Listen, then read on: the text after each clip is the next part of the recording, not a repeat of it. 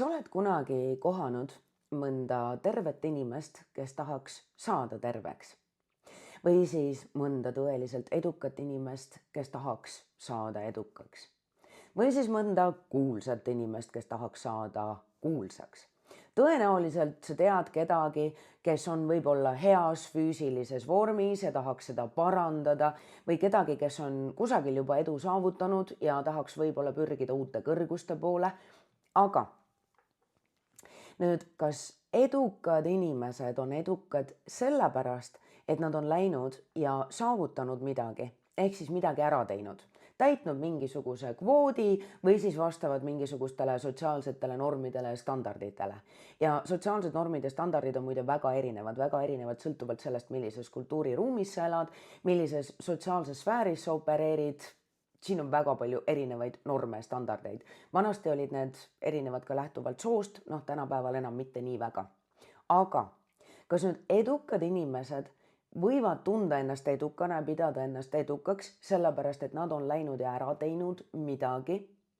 Või teevad mingisugused inimesed silmapaistvaid ja erakordseid asju mis tahes valdkonnas, sellepärast et nad usuvad, et see on nende jaoks võimalik, nad usuvad enda edusse. Nüüd inimene, kes peab ennast edukaks, kelle osa minapildist on edu, teeb hoopis teistsuguseid valikuid kui inimene, kes ei pea ennast edukaks, aga üritab edu leida kusagilt väljaspool ennast. Ja see on minust ülioluline koht ja see on koht, mida tasub endale kogu aeg meelde tuletada. Me ei saa ületada seda, mida me iseenda kohta arvame, seda lugu, mida me endale räägime. Ja me ei saa tegelikult kunagi ületada, vähemalt mitte püsivalt ületada, seda, mida me enda jaoks võimalikuks peame. Kui sinu minapilt on see, et sa oled edukas ja sa tunned ennast edukana, siis paratamatult hakkad sa märkama hoopis teistsuguseid võimalusi, neid kasutama ja mingeid asju ka lõpule viima selleks, et saada kätte eduelamus. Ja mida rohkem sa seda teed, seda rohkem tegelikult see spiraal, see sinu kogemus hakkab sulle kinnitama seda ja seda lihtsam on sul tunda ennast edukana. Ehk siis see on hoopis teistsugune jada.